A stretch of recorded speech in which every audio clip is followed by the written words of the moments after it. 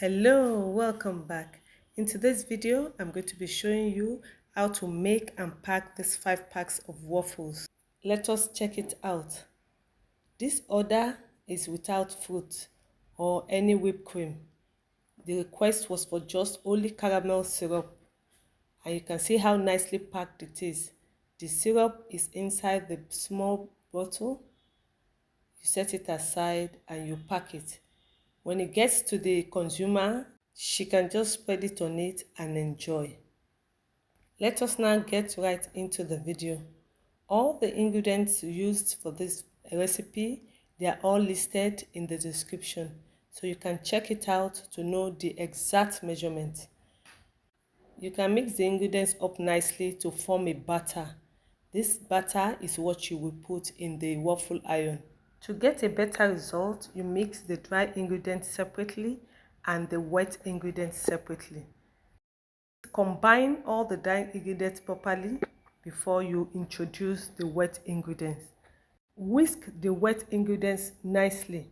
The eggs, the milk, the flavor. Make sure they are well combined. Then add it into the dry ingredients and mix. Introduce your water at this point, but you have to introduce it gradually. I used 3 cups of water for this recipe, but I added the first 2 before adding the third one gradually, so that to avoid it being too watery. You can see the way I'm going about it, mixing and adding the water. Make sure that there's no lump in it at all. Use your whisk properly to get a very smooth consistency. While mixing, I had to quickly heat up my waffle iron. This is the waffle iron I'm going to be using, the double chamber waffle iron. You can see the shape different from the other waffle irons that I've been using. Here I switched it on, switch both on nicely. I set it at 200 degree. Setting it up at 200 degree is too high, but I want it to be heated fast. That is why I did it. So by the time it's well heated, I will reduce it to 180. So I'm going to be baking the waffle at 180. Then I went back to mixing my butter. The last ingredient that I'm adding now is the melted butter. You can see I'm just going to fold the butter in nicely. Folding it in nicely to make sure that it is well combined, and I'll set it aside for 5 minutes to allow the waffle iron to be well heated, and I'll start scooping it into the iron. You can see the consistency that I'm using. This consistency is okay. I'm reducing the machine back to 180 like I said, so that the waffle will cook properly. Scoop 1¼ spoon into the iron and use your spoon to spread it out nicely before covering it.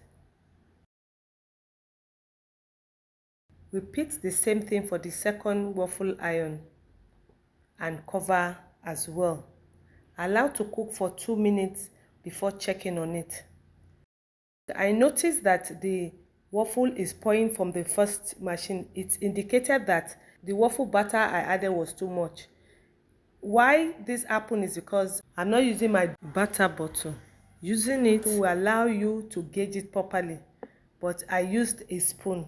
So when I'm going to be baking the second batch, I'm not going to add the same quantity. I'll reduce the quantity to avoid spillage. You will notice by the side that it's getting ready. Let's check it. Wow! See how nicely baked it looked. You can see the excess waffles by the side. Use your scissors to trim it off and you're good to go. Let us check the second waffle iron. Same thing. You can see that the waffle is even stuck to the upper part, indicating that it's totally baked, well cooked. You see my hands are clean, so I'm removing it from the iron. Very hot. You can use a spatula to remove it, but I had to quickly remove it. Both are nicely baked. Look at the outcome. Wow. Remove them and put them in a basket. Like, you have to put them in a place where fresh air will blow at it and it gets cool faster. Isn't this beautiful? Set it aside and let it cool off. Repeat the same thing for the other batter, but in this case I had to reduce it to avoid spillage. I covered it up and I filled the second iron. Covered the second one as well. But I noticed something. After baking, I noticed that there was some space left that you can see to the left. It was not filled properly, but the other one was full. When I'm putting another batter now, I will increase it slightly to get a well-rounded waffle. I repeated the same process until I used up all the batter. Waffle making, this is a very lucrative business. It is worth trying. You can see the waffle is spilling out from the machine again. So I will advise that whenever you want to bake your waffles, use your batter bottle. Pour your batter into the bottle and pour it into the machine. You'll be able to gauge it properly so that you won't have spillage or waste your batter.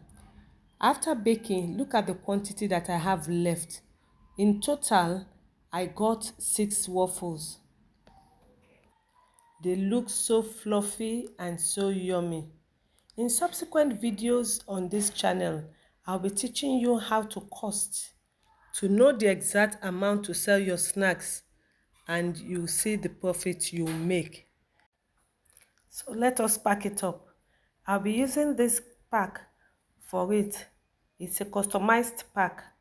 You can customize a pack for yourself and use. A paper is placed inside to protect it from the grease. Then there's this small bottle that I'm going to be pouring the syrup into. I have different syrups. I have the chocolate one, I have the normal syrup, and I have the caramel. Pour your syrup gently into the small bottle and cover properly. Make sure you hear a click before you release it so that it won't pour into the pack. Arrange it into the pack and you're good to go.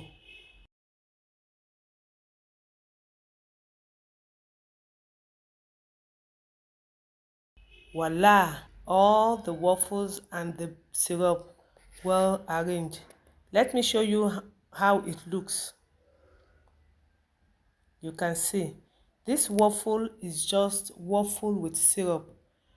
The customer doesn't want any whipped cream or any fruit to be placed on it. Just a simple waffle and syrup. I hope you've been able to gain 1 or 2 ideas from this video. If you're new to this channel, you're welcome. Subscribe to my channel. Give this video a thumb up and share it with your friends and loved ones. Let me show you how you can make the smaller version. I had put some syrup on this before I remembered. So when it is very hot, that's the right time to put the stick.